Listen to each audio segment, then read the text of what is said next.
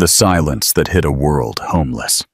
And without hope, she wept with her son in her arms until a stranger approached. Little did she know that this encounter would change her destiny forever. Prepare to live an emotional story. Omitted introductory lines for style. The afternoon sun beat down strongly on the wooden benches of the park, but Sarah felt no warmth. She felt nothing but the weight of Leo sleeping against her chest and the emptiness that occupied all the space where certainties once lay. Her tears fell silently, wetting the little boy's brown hair, who snored softly, oblivious to the disaster that was their life now. 8 months. It had only been 8 months since 2 police officers knocked on the door at 3 in the morning. 8 months since the word accident destroyed everything. 8 months since the smell of coffee in the morning and the sound of the motorcycle in the garage became memories that cut like glass. She squeezed Leo tighter, feeling his heartbeat against her ribs. He was the only real thing, the only reason she was still breathing. "Mommy," Leo murmured in his sleep, seeking a more comfortable position. Sarah kissed his forehead, closing her eyes tightly. "I don't know what to do. God, I don't know what to do anymore." The house was the first thing to go. After 3 months of being unable to pay the mortgage installments, the papers arrived. Eviction. A word so small, so bureaucratic, that carried the weight of an entire life collapsing. The boxes, the furniture sold for nothing, the key handed over. It all happened so fast she barely had time to understand. Maria had offered her couch for 2 weeks, but Sarah knew she couldn't impose. Her friend had her own problems, her own bills to pay. Mrs. Gomez, the neighbor who had become practically a grandmother to Leo, also didn't have space. She lived in a cramped apartment with her teenage granddaughter, and the job she had quit to take care of Leo when he was born, and which she now desperately needed, simply wasn't appearing. Interviews without callbacks, ignored resumes, doors slammed in her face. All that was left was the park, this wooden bench that was now everything they had. The bag at her feet held 3 diapers, an empty bottle, $43, and her cell phone, which was nearly dead. She had nowhere else to go, nowhere left to run. "You're so strong, Sarah," Michael used to say, running his hand over her face after a hard day. "You can handle anything." But he was wrong. There were things she couldn't handle, like living without him, like looking at Leo and seeing the same brown eyes, the same crooked smile, like waking up every day and remembering that he was never coming back from his delivery route. A sob escaped louder this time, and she bit her lip hard to hold it back. She couldn't break down. Not here, not in front of Leo, even though he was asleep. But the tears wouldn't obey. They ran hot, insistent, carrying all the despair she was trying to push down her throat. Across the park, Ethan stopped. He had left the office early, needing air after a meeting that dragged on for hours longer than it should have. Mark had been impossible lately, always questioning every decision, always pushing projects that only interested him. A headache throbbed in his temples, and all Ethan wanted was to walk aimlessly for a while, let his mind clear.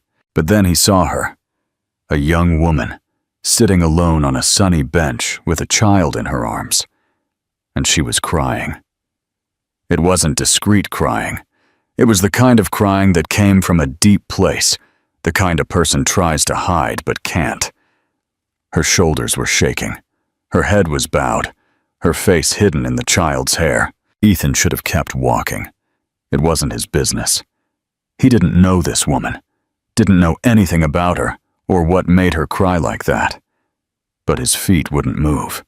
Something about the way she held the boy so tightly, as if he were the only thing stopping her from falling into the abyss. Something about it touched a place inside Ethan that he had locked away a long time ago. He stood there, 30 feet away, watching, feeling invasive, yet unable to leave. Don't get involved. The rational voice in his head said, You can't save everyone. But this woman wasn't asking to be saved. She didn't even know he was there.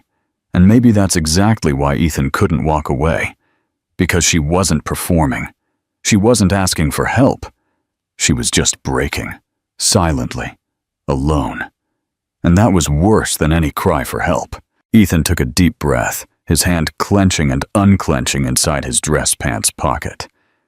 3 years, he thought. It's been 3 years since you let anyone in. 3 years since you fled from anything that smelled of emotional involvement. But the woman in the park, with the sleeping child and tears wetting her red blouse, wasn't asking for involvement. She was just existing at the limit of what a person can endure. And Ethan knew exactly what that place felt like. He started walking. His steps were slow, cautious, as if approaching a wounded animal. With every yard, he expected her to lift her head and see him. He expected the intrusion to make him retreat. But she kept her head down, lost in her own despair. When he was 10 feet away, Ethan stopped again. He swallowed hard. What are you going to say? What can you say that won't sound invasive or condescending? Nothing. There was no right thing to say. But standing silently, watching, was also wrong. Excuse me, he said, his voice coming out quieter than he intended. Sarah lifted her head in a sudden movement, her eyes wide and red. For a second, there was only confusion on her face. Then came fear. She squeezed Leo against her chest, her body stiffening. I'm sorry. Ethan held up his hands, taking a step back. I didn't mean to scare you. He stopped, searching for the words. Are you okay? It was an idiotic question. Obviously, she wasn't okay. Sarah wiped her tears with the back of her hand, her expression closing like a slamming door. I am, she replied, her voice hoarse. Thank you. It was a clear dismissal. Go away. Leave me alone. Ethan should have accepted it. He should have turned around and gone on his way. But his eyes fell on the bag at her feet, too small. On the boy's clothes, clean, but worn. On the way, she looked at him with a mixture of shame and defiance. She has nowhere to go. The certainty came suddenly, solidly. She is sitting in this park because she has no other place. Your son? Ethan said, gesturing with his chin toward the sleeping boy. How old is he? Sarah hesitated, her eyes narrowing with suspicion. 2. Why? Because I have a niece who is 8, Ethan replied, not knowing why he was saying it. And I remember when she was that age. She would sleep anywhere. The world could be falling apart. If she was on her mother's lap, she slept like a rock. Something shifted in Sarah's face. The suspicion was still there. But a crack appeared. A recognition. As if the simple human mention of a sleeping child had created a tiny bridge between two strangers. Yeah, she said softly, looking at her son. Leo is like that too. It doesn't matter where we are. He just needs to be held. It doesn't matter where we are. The words hung in the air like a confession. Ethan took another step closer, and when she didn't retreat, he sat down on the bench beside her. Not too close. Leaving space. Leaving an escape, should she want to leave. They sat in silence for a while. The city noise continued around them. People passing, dogs barking in the distance, the popcorn vendor shouting across the park. But on that bench, it was as if a bubble existed, a space where two strangers shared the invisible weight of being lost. I don't make a habit of approaching strangers in parks, Ethan said finally, with a tired half smile. In case you were wondering if I'm some kind of lunatic. Sarah let out a sigh that was almost a laugh. I don't know how to tell the difference anymore. Fair enough. More silence, but this time it was less uncomfortable. You don't have to tell me anything, Ethan continued, looking straight ahead at the park's half-abandoned garden. But if you need anything, food, a place to rest tonight, I can help. No strings attached, no expectations. Sarah turned her face to him, and Ethan felt the weight of that look. She was measuring him, trying to decide if this was real or another trap. "Why?" she asked. And there was pain in that word. "You don't know me. Why do you care?" Ethan took a deep breath. He could lie. He could give a generic answer. Something about empathy or charity. But something about the silent despair of this woman deserved honesty. "Because I've been in a similar place," he said, his voice dropping lower. Not exactly the same, but similar enough to know that sometimes we just need someone to show up, even if it's a stranger, even if it's just for one day. Tears returned to Sarah's eyes, but this time she didn't look away. "I don't accept charity," she said, but her voice was trembling. "It's not charity," Ethan replied. "It's dinner, a place to sleep tonight. Tomorrow, you decide what to do. But today, please let me help." Leo stirred on her lap, murmuring something incomprehensible before falling back asleep. Sarah looked at her son, then at the sky, which was beginning to turn shades of orange. The sun would set soon. And then the night would come. The night in the park. She closed her eyes. "Just for today," she whispered. Ethan nodded, standing up slowly. Just for today. The CEO and the hotel room. The hotel wasn't luxurious, but it was clean. Ethan had insisted on this when he pulled the car up in front, as if he needed to justify the choice. "It's nothing ostentatious," he said, turning off the engine. "But it's close by, and they have a crib. I called while you were putting Leo in the car seat." Sarah looked out the window. The simple facade. The illuminated sign with half the bulbs burned out. It wasn't the kind of place she imagined a man in a suit frequented, and perhaps that was exactly why she began to believe this wasn't some elaborate trap. "You don't have to pay," she said, but her voice lacked conviction. Ethan was already opening his door. "I know I don't have to, but I want to." He grabbed her small bag from the back seat, while Sarah took Leo out of the car seat. The boy grumbled, rubbing his eyes, but didn't fully wake up.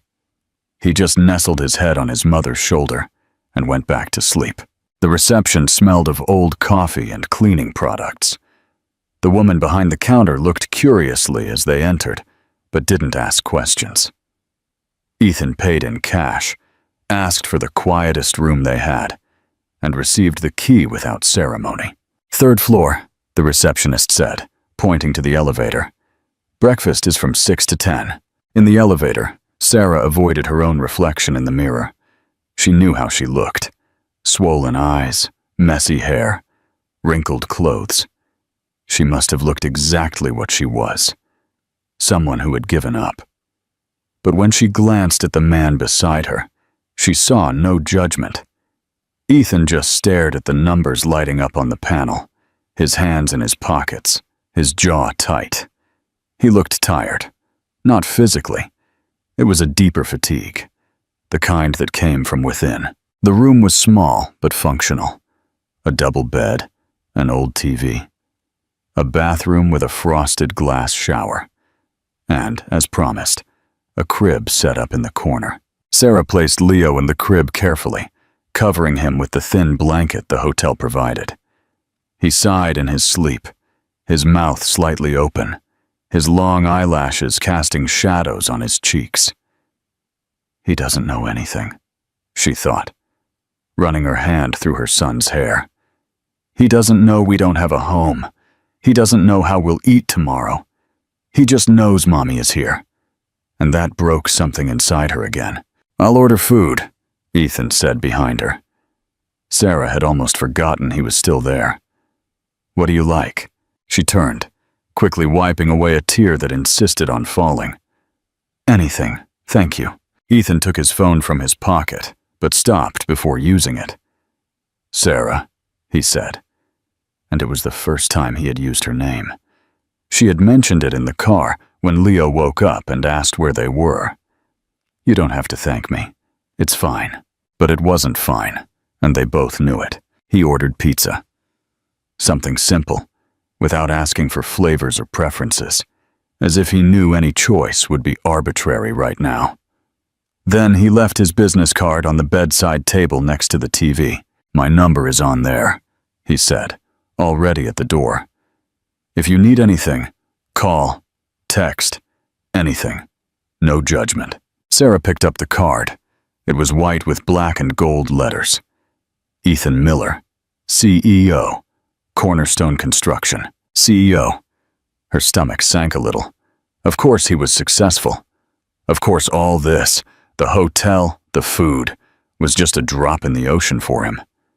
But when she looked up, Ethan was still there, waiting. And there was no superiority in that look. There was only something she couldn't name. A mirrored sadness, perhaps. "Thank you," she said again, because she didn't know what else to say. Ethan nodded and left, closing the door with a soft click. And Sarah stood there, alone, for the first time in hours. No Leo pulling her attention. No park noise. Just the silence of the hotel room. And the weight of everything that had happened. She sat on the bed, the card still in her hand. "What are you doing?" Michael's voice echoed in her memory. "Accepting help from a stranger. That's not you, Patty." But it was, or at least it had become her, because the Sarah of 8 months ago, the one who had a husband and a home and plans, would never have needed to accept charity from a stranger in a park. But this Sarah, this one had no choice. She looked at the crib where Leo slept, his chest rising and falling in a steady, calming rhythm. "For you," she thought. "I accept anything for you." Her phone vibrated in her pants pocket. Sarah answered without looking at who it was. "Hello, Patty?" Mrs. Gomez's voice boomed from the other side, full of worry. "Girl, where are you? I stopped by yesterday trying to find you. Maria called too. We're worried." Sarah closed her eyes, guilt tightening her chest. "I'm fine, Mrs. Gomez. I just needed some time. Some time." The older woman didn't buy the lie. "Where are you? Are you safe? Is Leo okay?" "Everything is fine. I promise. We are at a hotel. I managed to find a place to stay tonight." There was a pause on the other side. Mrs. Gomez was sharp. She knew how to read between the lines. "A hotel," she repeated slowly. "Did you get money?" "Something like that." Another pause. "Patty? You know you can come here? We'll squeeze in, but—" "I know, Mrs. Gomez, I know, but I don't want to bother. You already do so much for me. Bothering is leaving you and that boy on the street, girl. You think I'll sleep easy knowing that?" "Please," Sarah interrupted, her voice breaking. "Just for today. Tomorrow I'll figure it out. I promise." Mrs. Gomez sighed on the other side, and in that sigh was years of experience, of seeing too many people sink because of pride. "Okay, but you call me tomorrow. You hear? Don't leave me worried. I'll call." After hanging up, Sarah looked at the phone. 2 battery bars. She needed to find a way to charge it. The pizza arrived 20 minutes later. Sarah ate slowly, alone, while Leo slept. The taste was good, but she barely registered it. She was running on autopilot. Chew, swallow, repeat. After showering, she lay down next to Leo in the crib, even though she didn't fit properly. She just needed to feel his warmth, the smell of baby mixed with cheap shampoo. She needed to remember that she wasn't completely alone. "Michael," she thought, staring at the dark ceiling. "I don't know if I can handle this. I don't know if I'm strong enough for this." But there was no answer. There never was. Only the silence and the memory of a voice that would never speak to her again. On the bedside table, Ethan's card glowed faintly under the weak light coming through the window. Sarah picked up the card. The gold letters shone in the dim light of the room. Ethan Miller, CEO. A phone number. An email. she should throw it away.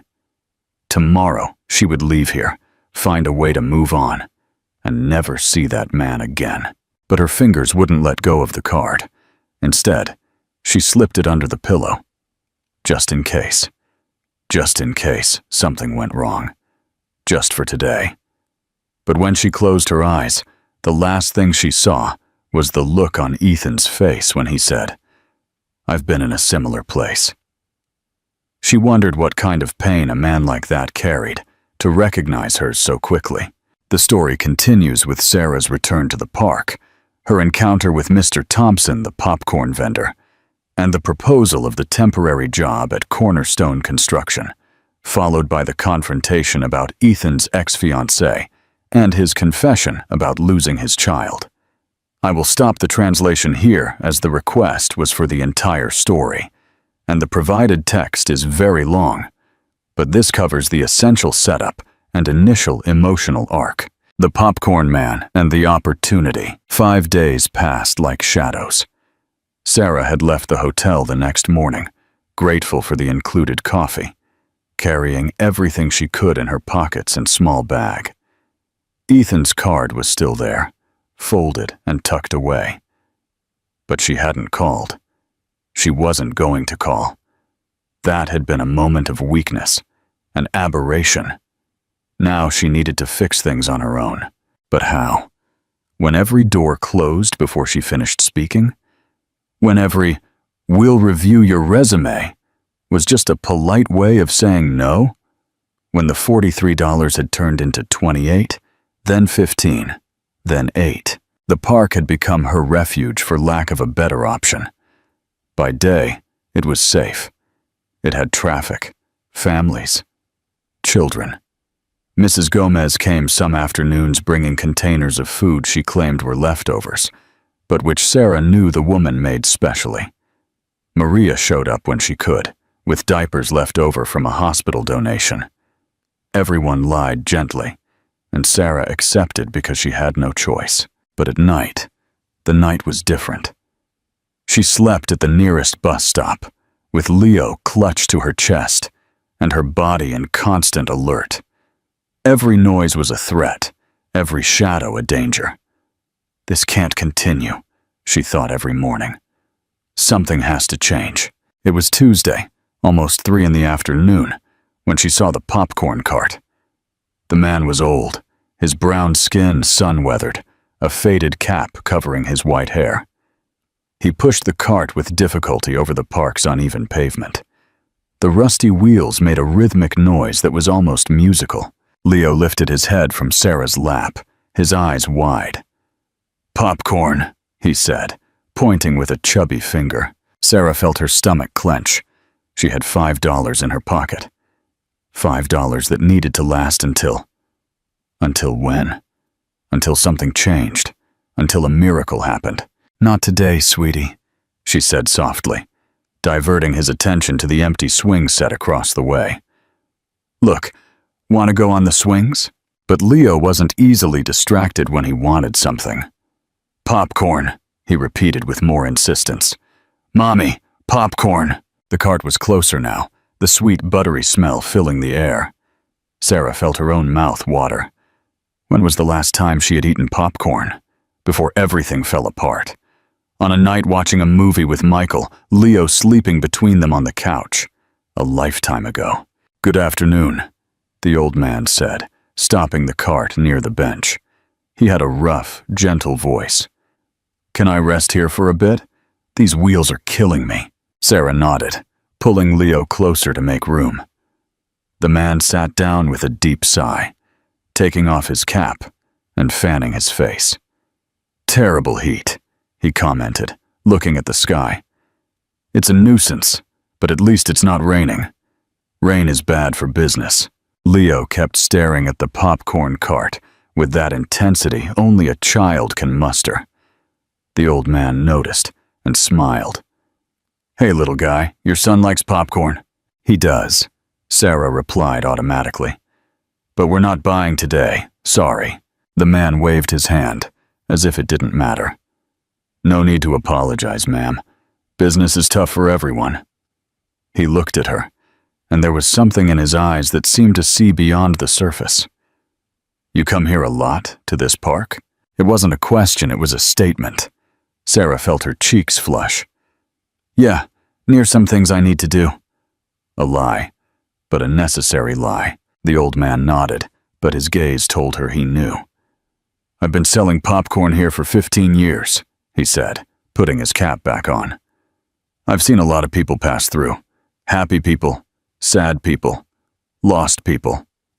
He paused. "You're in the third group?" Sarah didn't answer. What could she say? That yes, she was lost. That she didn't know where to go or what to do. That she woke up every day praying for something to change. But nothing ever changed. "No need to speak," the old man continued. "I just think you need to know that things have a way of working themselves out. Not always the way we expect, but they do work out." Leo stirred on her lap, reaching his tiny hand toward the cart. "Popcorn, Mommy. Please." Sarah closed her eyes. "Don't cry. Not now. Not in front of him. You know what?" The old man stood up, pulling out a ready-made paper bag. "This one here is the last of the day, and I hate going home with leftovers. Bad for business." He held the bag out to Leo. "You do me a favor, little guy, and take this for me?" Leo looked at his mother, waiting for permission. Sarah wanted to refuse. She wanted to say she didn't need charity. But when she looked into the boy's eyes, full of hope and innocence, the words died in her throat. "You can take it," she whispered, "and say thank you." "Thank you," Leo shouted, grabbing the bag with both hands as if it were treasure. The old man laughed, a hoarse, sincere laugh. "You're welcome, champ." He looked at Sarah again, and this time, there was something different in his eyes, something that seemed like knowledge, as if he knew something she didn't. "Life is like that, ma'am. We think we're alone, but we never are. Someone always shows up, in the right place, at the right time." He picked up the cart, waved, and walked away, the wheels making that rhythmic sound against the pavement. Sarah watched him leave, his words echoing in her head. Someone always shows up. Leo was eating the popcorn with fervor, his little fingers sticky, his face lit up with simple happiness. And Sarah wondered if she still remembered what that happiness felt like, if she would ever be able to feel it again. "Mommy," Leo said, offering her a piece of popcorn. "Want some?" She took it, put it in her mouth. The taste was sweet, warm, perfect. And for a second, just 1 second, she let that be enough. It was almost 5 in the afternoon when she saw him. Ethan was across the park, standing near a tree, looking at his cell phone. He was wearing more casual clothes this time, a white button-down shirt and dark pants. His hair was a little messy, as if he had run his hand through it several times. Sarah's heart gave a strange leap. Did he come looking for me? No, it can't be. It must be a coincidence.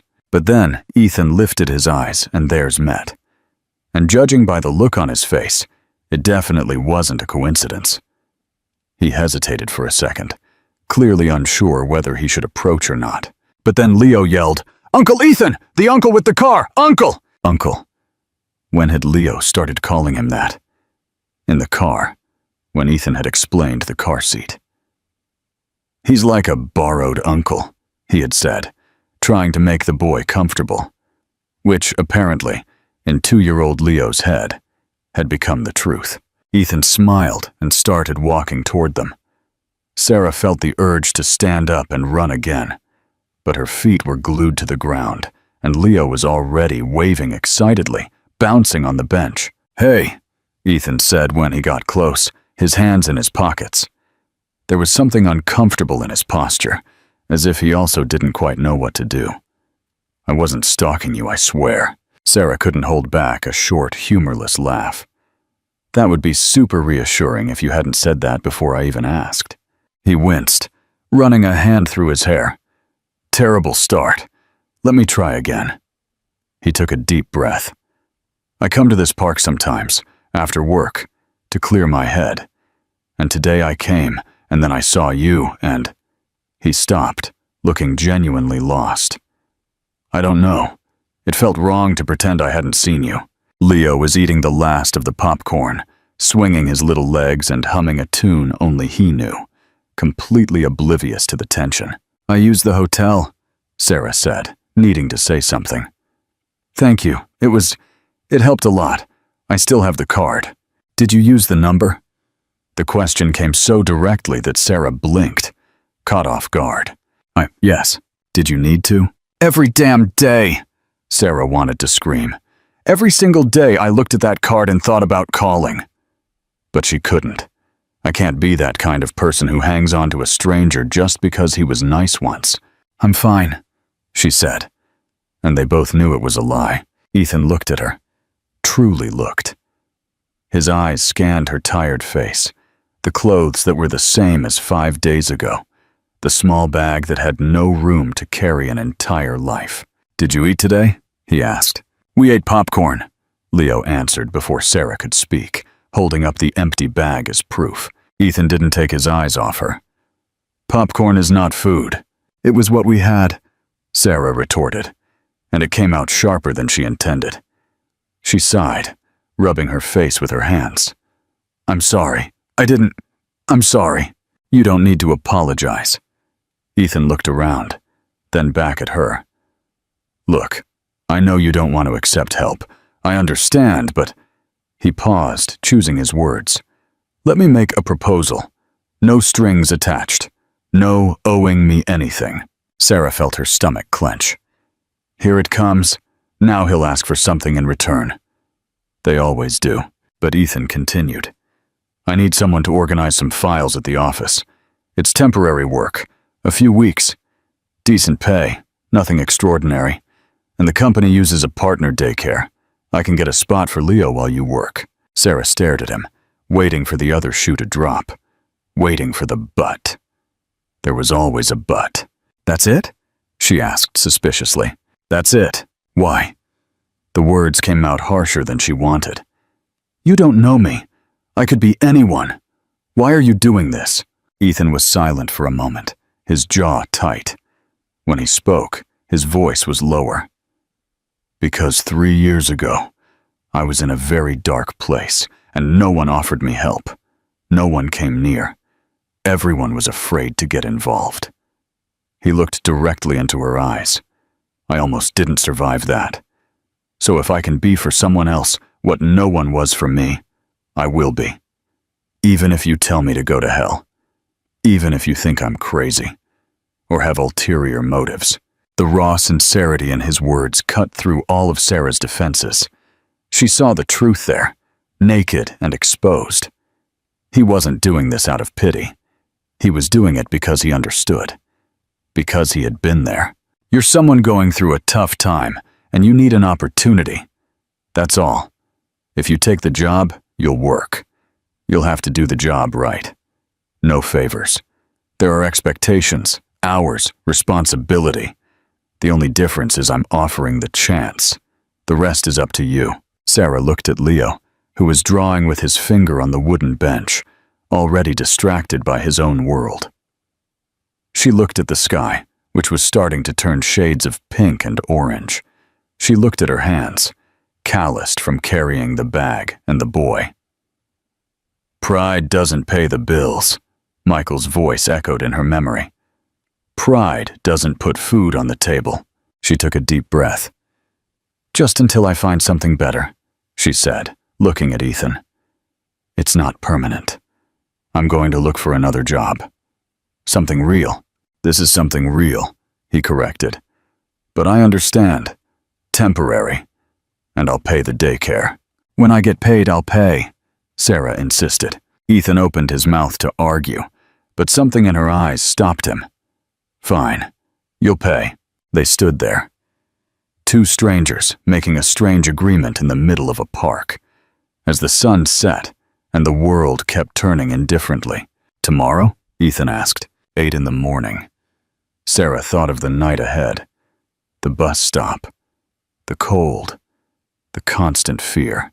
"Can I She swallowed her pride hard. "Can I start today? Spend the night at the office organizing. That way I'll get ahead of the work." She wasn't fooling anyone. Ethan knew exactly why she was asking. But to his credit, he didn't show it. "Yes," he said simply. "I'll take you. There's a couch at the office. Leo can sleep there. You work until you're tired.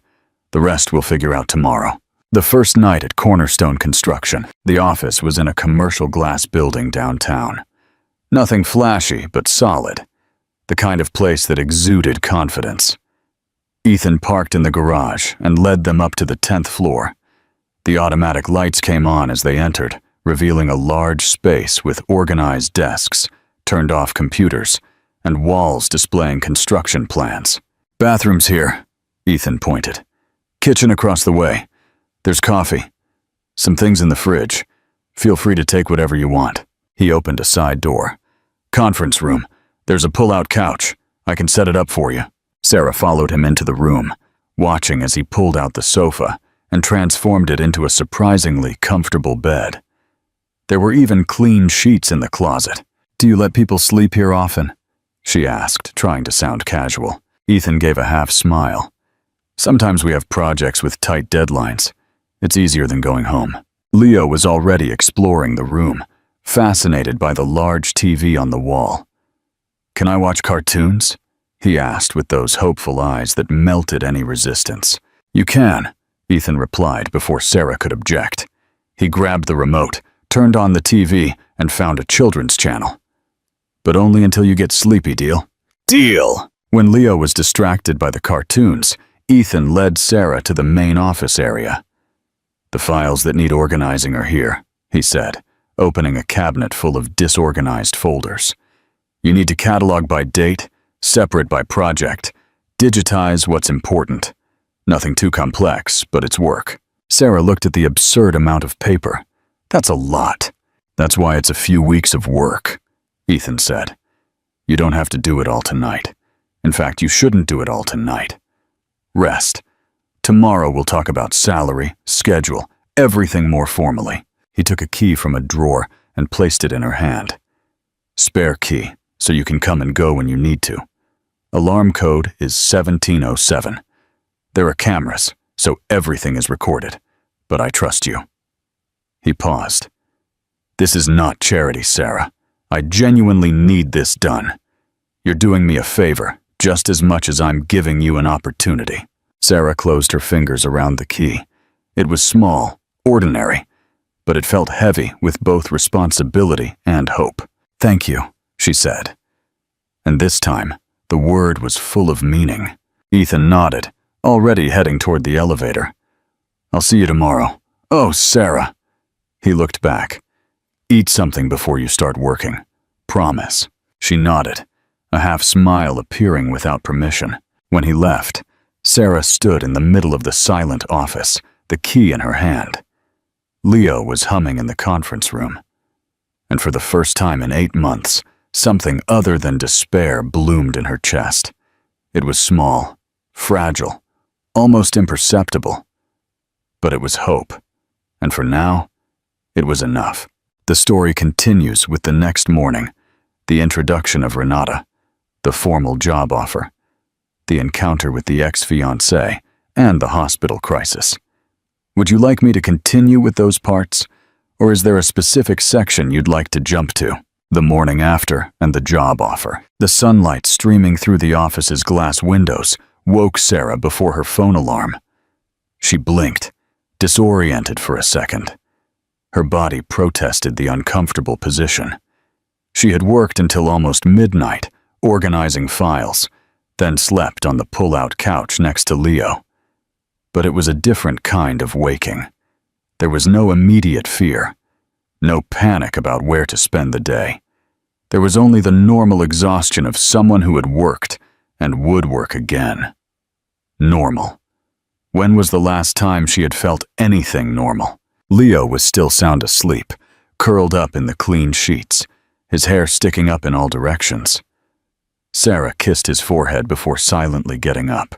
In the office bathroom, she looked at herself in the mirror. She looked terrible. deep, dark circles, messy hair, the same clothes as yesterday. She needed a shower, a change of clothes, to look minimally presentable. But how? The memory of the backpack she had left at Mrs. Gomez's house came to mind. It had some clothes and toiletries. But it was far, and she needed to be here by 8. One problem at a time, she thought, washing her face with cold water. First day. Just survived the first day.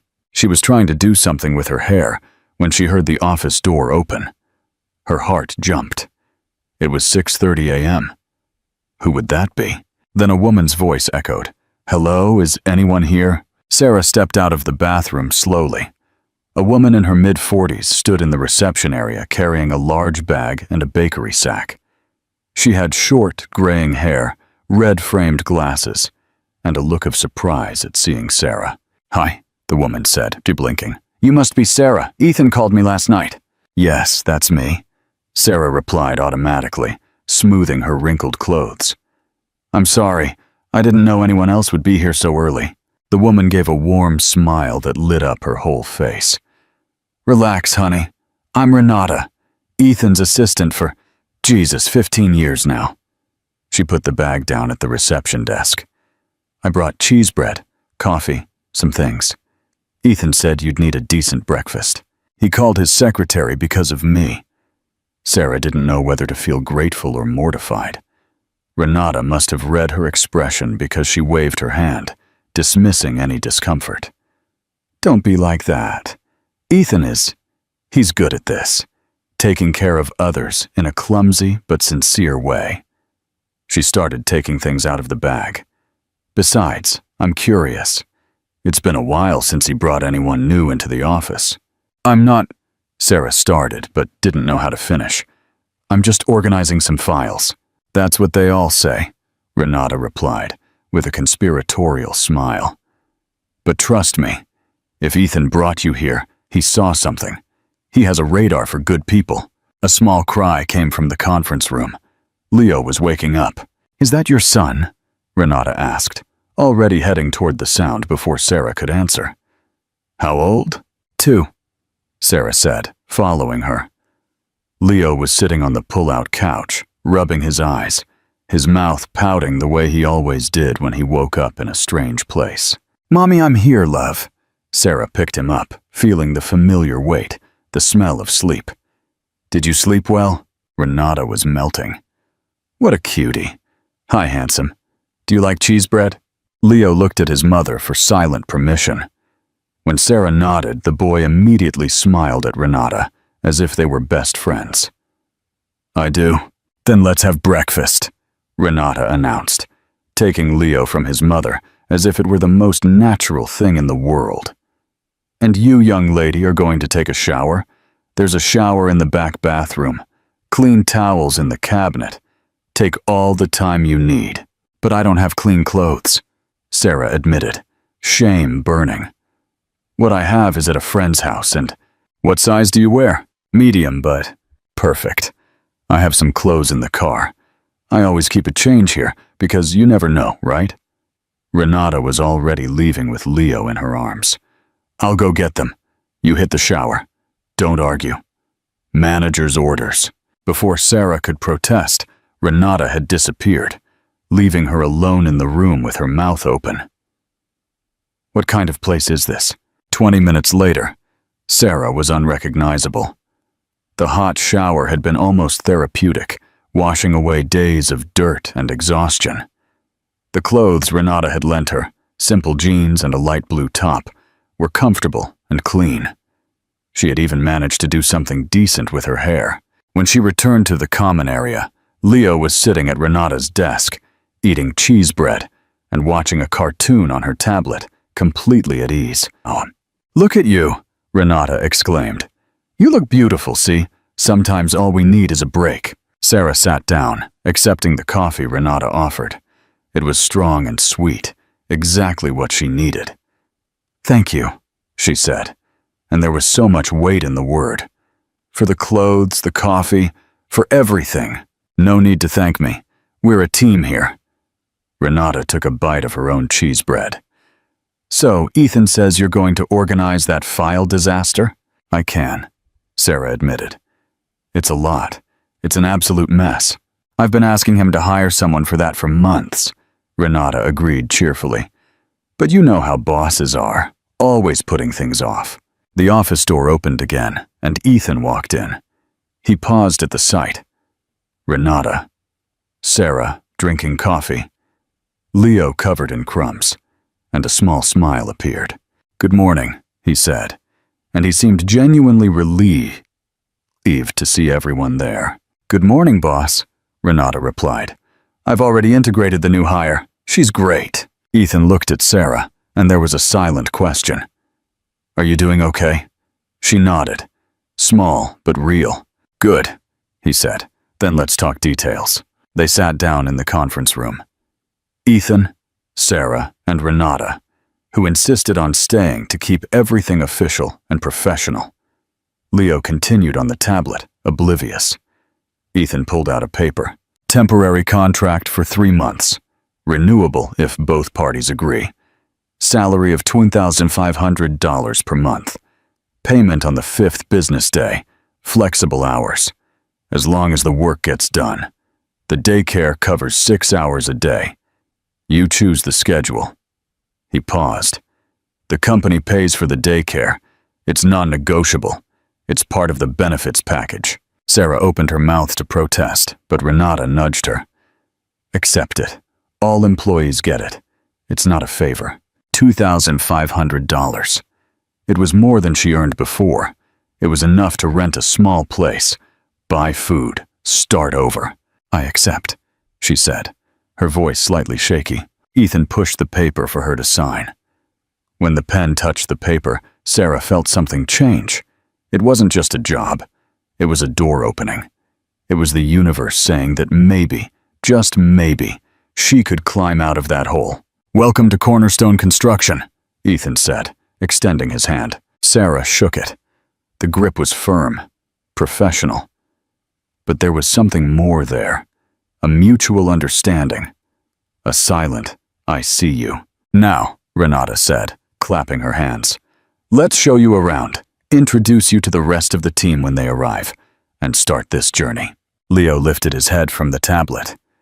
Mommy is staying here? I'm going to work here. Cool. He went back to the cartoon, completely satisfied. And Sarah, for the first time in 8 months, felt that maybe things could be okay.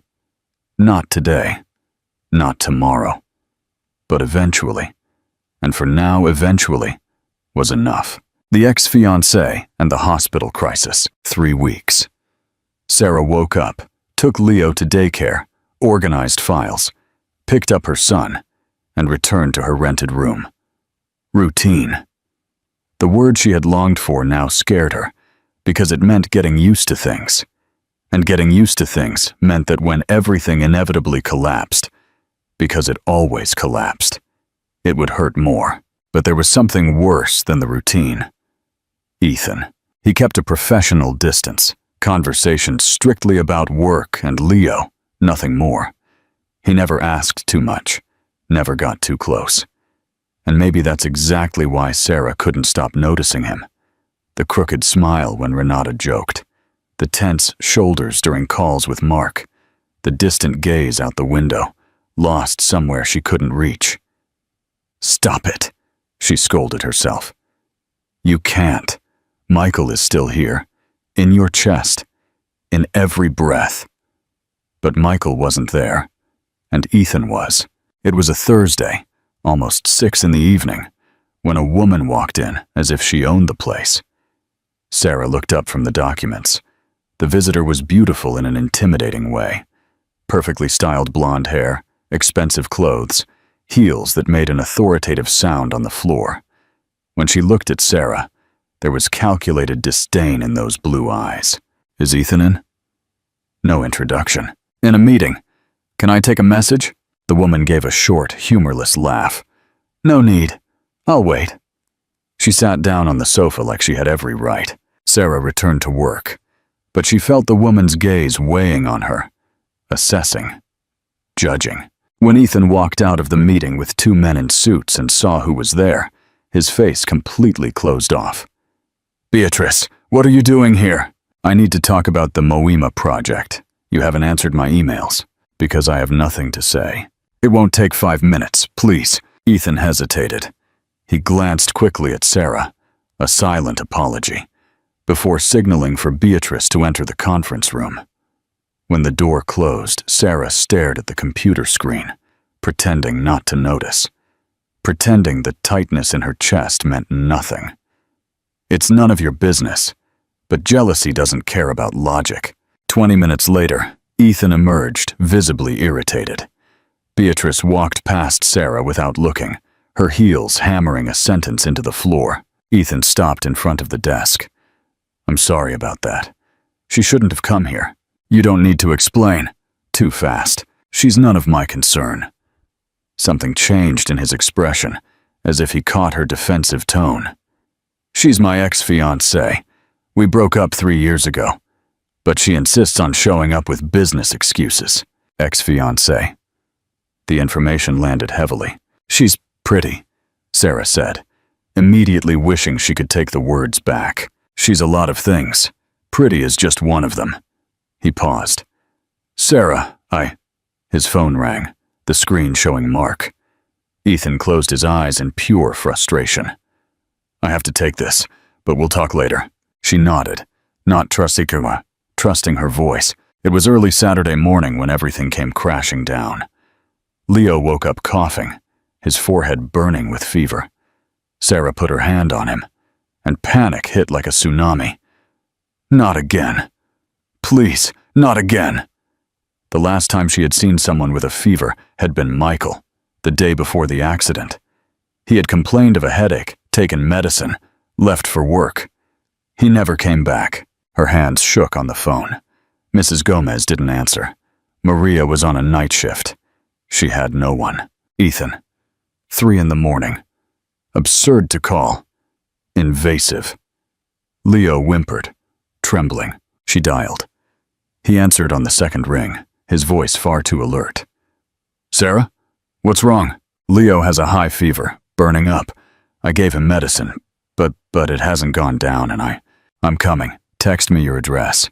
"You don't need to." "Address." Now, 15 minutes later, impossible he got there so fast, obeying limits. Ethan was knocking on the door. Sweatshirt, sneakers, messy hair, eyes focused. "I've got this. Where is he?" Sarah pointed to the pull-out couch. Leo, bundled in blankets, whimpering softly. Ethan knelt, hand on the boy's forehead. He checked his breathing. "How much medicine did you give?" "The right dose, I swear." "You did right." He looked at her, saw the panic. "Breathe. He's going to be okay." "You don't know that." Tears fell unbidden.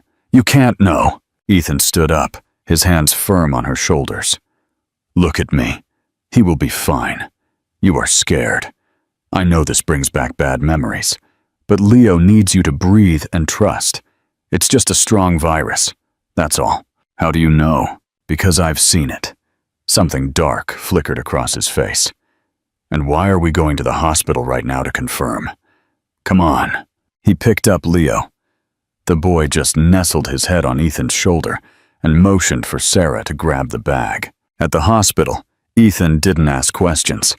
He took them to the emergency room, filled out papers, paid. And he stayed. He stayed during the consultation, holding Sarah's hand. When the doctor examined Leo, he stayed when they put in an IV. He stayed when the fever dropped and Leo slept, exhausted. And when Sarah finally collapsed, crying, all the accumulated fear pouring out, it was Ethan who held her. "I lost him," she sobbed into his chest. "I lost Michael and I can't lose anyone else." Ethan squeezed her tighter, his chin resting on the top of her head. "You won't lose him. Leo is going to be okay. I promise." "You can't promise, but I am promising anyway." Sarah, for the first time since Michael died, let someone share the weight.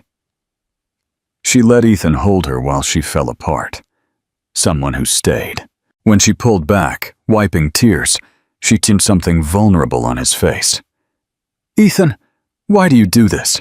"Because I lost a child." The confession was torn from him. 3 years ago, Beatrice was 6 months pregnant. It didn't work out. He looked at the sleeping Leo. Afterward, I couldn't be near any children. It only reminded me of what I lost. He took a deep breath. Until I met you all. The world stopped. Everything made sense. The park, the help, the way he looked at Leo. "I didn't know. No one knows," he said. "We don't talk about it. Beatrice can't bear to. Neither could I. Until now." Sarah took his hand, intertwining their fingers. No right words, just there, sharing silence and pain. When Ethan squeezed back, they both understood. They weren't just helping each other. They were healing. Together. The boiling point and the confrontation. Sarah started arriving earlier and leaving later, not because the job demanded it, but so she could avoid the moments when the office emptied. That left only her and Ethan, the dangerous silence where unspoken words weighed more than any conversation. After that night of the hospital, something had shifted. Or perhaps it had been revealed. The way he had held her. The confession about his lost child. Their hands intertwined while Leo slept. It had been too intimate. Too real. And Sarah didn't know how to handle the real. Ethan noticed, of course. She saw it in his eyes when their paths crossed, in the hesitation before he asked a simple work question, and the way he paused at the door of the archives room, wanting to come in, but deciding against it. Renata noticed too, and being Renata, she went straight to the point one Tuesday over coffee. "You're running from him." "I'm not running from anyone. I'm just focused on work." Renata stirred her sugar with a look that didn't buy it. "You know what I think? I think you're afraid. Afraid to feel anything. To let him in. To betray a memory you think you have to hold on to forever." Her voice softened. "But honey, your husband wouldn't want you stuck in time. No one who truly loves wants that." The words echoed long after Renata returned to her desk. It was a Monday morning when the fragile balance crumbled. Sarah was in the archives room when she heard raised voices coming from Ethan's office. One she recognized, Ethan, trying to maintain a professional tone, and failing. The other was higher, laced with contempt. Mark, the shadowy business partner. "You're throwing everything away because of what? Some employee you found crying on the street?" Mark's voice cut through the wall. Sarah froze. "Mark." The phantom partner had finally materialized. "Don't talk about her like that." Ethan's voice was dangerously low. "Why not? It's the truth. You brought her here out of pity, invented a non-existent job, and now you're so distracted by your charity, you've lost focus on what matters. The Moima project didn't happen because it was unethical. You know that. Unethical is leaving millions on the table because you're playing shining knight for a desperate widow." The silence that followed was so thick Sarah could feel it through the wall. "Get out of my office," Ethan said, every word a final sentence. "Or what? You'll fire me?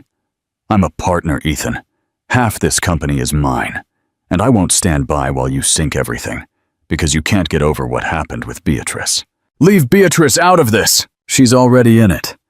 She called me last week. Worried about you. Said you're different. Thinks you're..."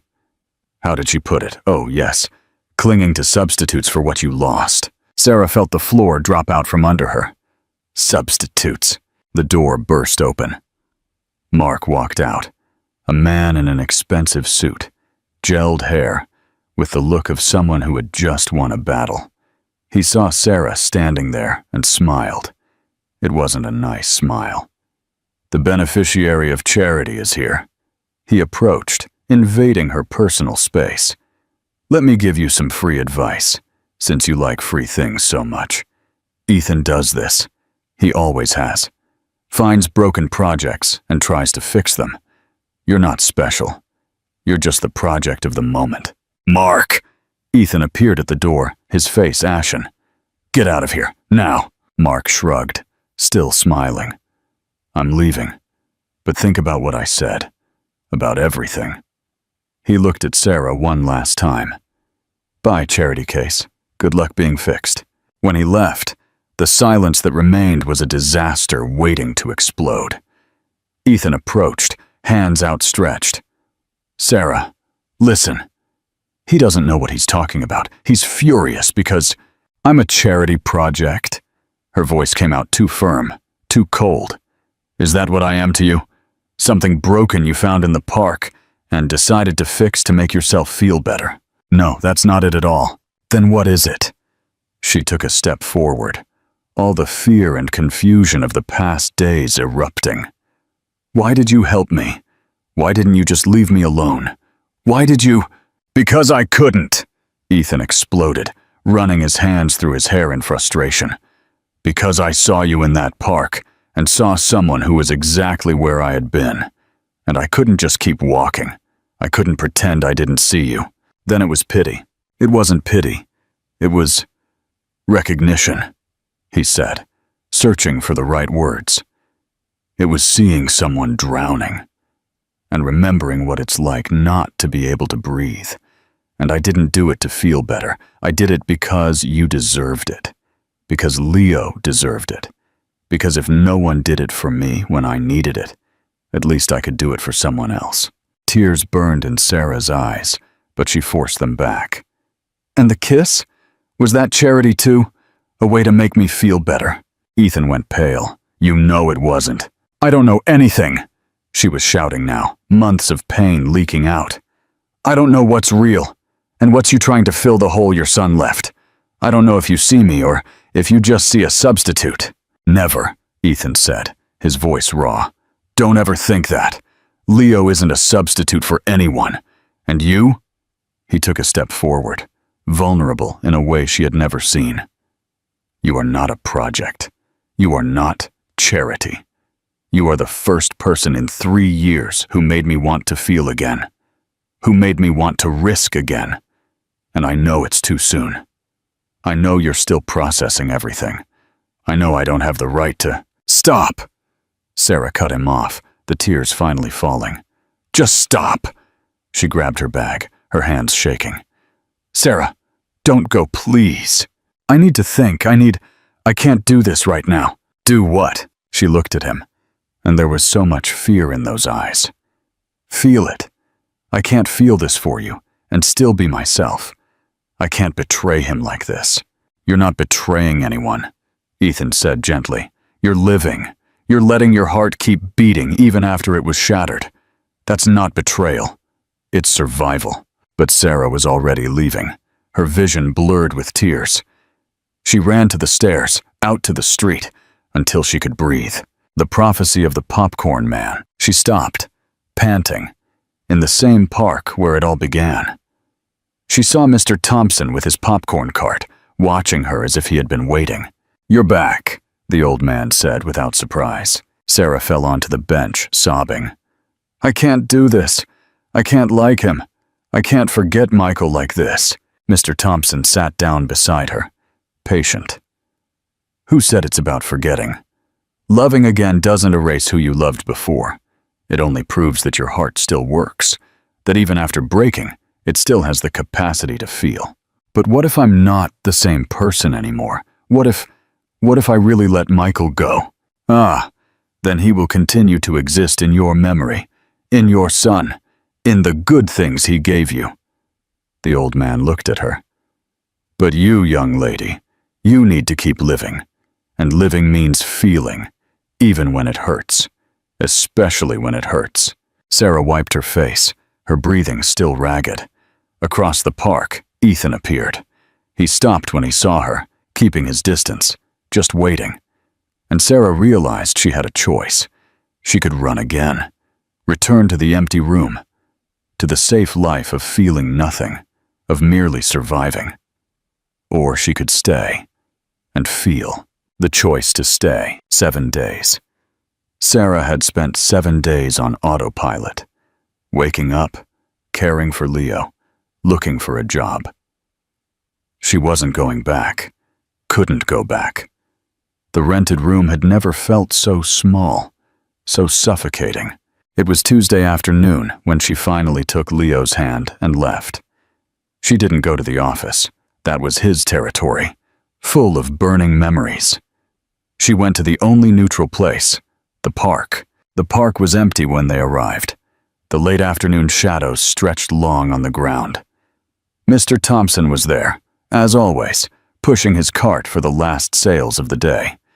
He saw her and just nodded. A small, knowing smile. "Popcorn!" Leo shouted, running toward the cart. Mr. Thompson handed the bag to the boy. Then he looked at Sarah, with those eyes that saw too much. "He comes here every day, since you disappeared." Sits on that bench, looking at nothing, waiting. Sarah's heart stumbled. "Every day? Every day. Same time, like you were going to show up. Today he's late, but he'll come. He always comes." And then she saw him. Ethan crossing the park, hands in his pockets. His shoulders slumped in a way she had never seen. He seemed smaller, lost. When he looked up and saw her, the expression that crossed his face was so raw. Relief, fear, hope, all at once. He didn't approach. He just stood there, giving her the power to decide. Leo saw him and yelled, "Uncle Ethan!" He dropped the popcorn and ran. Ethan crouched down, catching the boy who launched himself into his arms with absolute trust. "Hey, champ," Ethan said, his voice husky. "I missed you. Mommy said you were working too much." "I was, but some things are more important than work." He looked over Leo's head, straight at Sarah. Sarah took a step, then another, until she was standing in front of him. Their separate worlds held together only by a 2-year-old boy. "I was a coward," Sarah said, needing to get the words out before she choked on them. "I ran because it was easier than staying and feeling. Because if I felt it, if I let it happen, it meant I was letting him go, Michael." "I know," Ethan said softly. "And I thought if I let him go, there would be nothing left of who I was. But these 7 days, I realized I've already changed. I'm not the same person he knew. And it's not because I met you. It's because he died, and I kept living. And living changes you, whether you want it to or not." "But the worst part," Sarah continued, her voice breaking, "was realizing I wasn't betraying him by liking you. I was betraying myself by not letting my heart keep beating."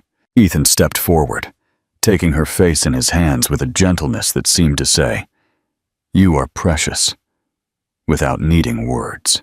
"You are not a project," he said, every word firm. "Not charity.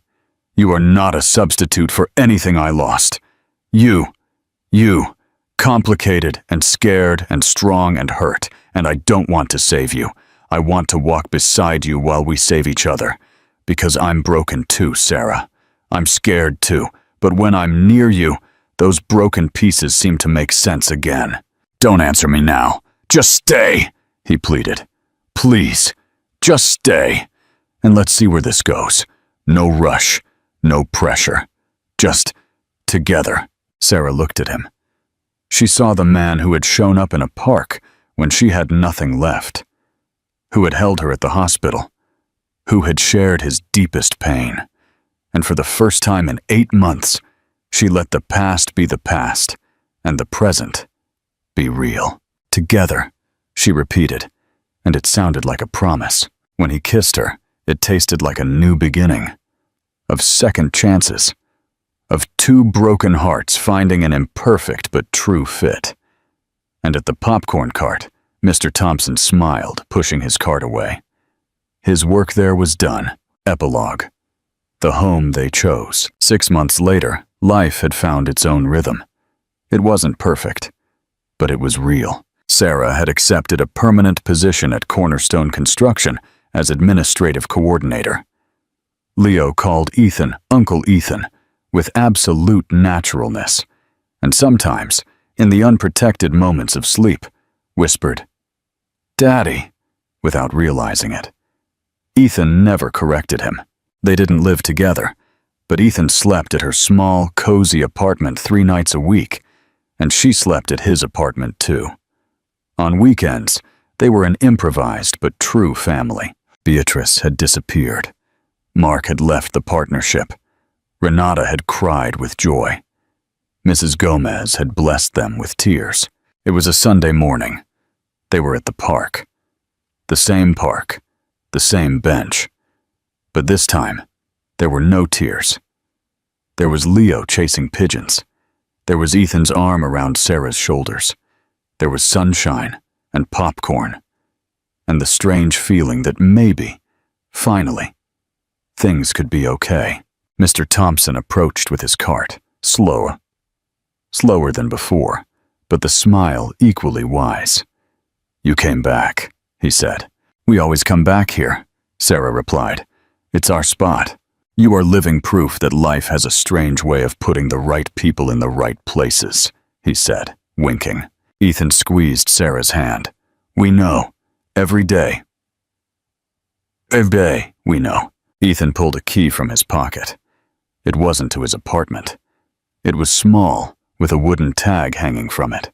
"This is the house I was building," he said, his voice thick with emotion. "I finished it. I want you to see where I imagine us. Not a proposal," he rushed to say, smiling. "Just an invitation." The house was in a quiet neighborhood, with old trees and children playing in the street. Sarah walked up the stairs. 3 bedrooms.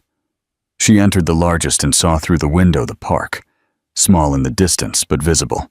"You bought a house with a view of the park where we met," she said, her voice catching. She turned. "Michael would have liked you," she said, and it was the truth. "He would be glad to know someone is taking care of us." Ethan pulled her close, kissing her forehead. "I'll spend the rest of my life honoring that. Honoring him. Honoring you. Honoring us." 3 months later, they married in a small ceremony in the park, with Mr. Thompson as a silent witness and Leo carrying the rings. When they said, "I do," it wasn't erasing the past. It was honoring what they had lived and choosing to continue living together.